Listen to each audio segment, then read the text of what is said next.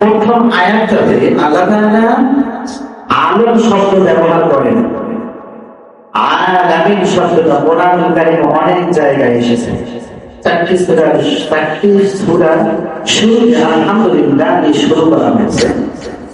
তো এখানে আলম শব্দের অর্থ হচ্ছে একটা পৃথিবী। আলম মানে হচ্ছে দুনিয়া একটা, জগৎ একটা। আল্লাহ তাআলা এখানে যেহেতু আলাম শব্দ ব্যবহার করেছেন, এখানে অসংখ্য দুনিয়া, অসংখ্য জগৎ, অসংখ্য পৃথিবীর কথা বলা হচ্ছে। সে জগৎগুলো কি যেন শিক্ষিত ভাইরা থাকতে পারেন, বিজ্ঞানী যারা বলেছেন তারা বলতে পারবে যে গ্রহগুলো কি।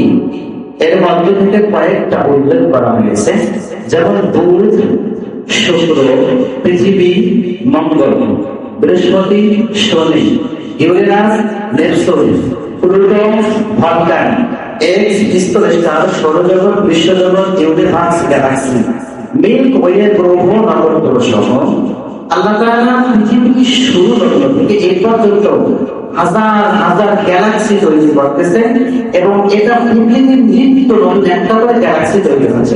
সুবহানাল্লাহ।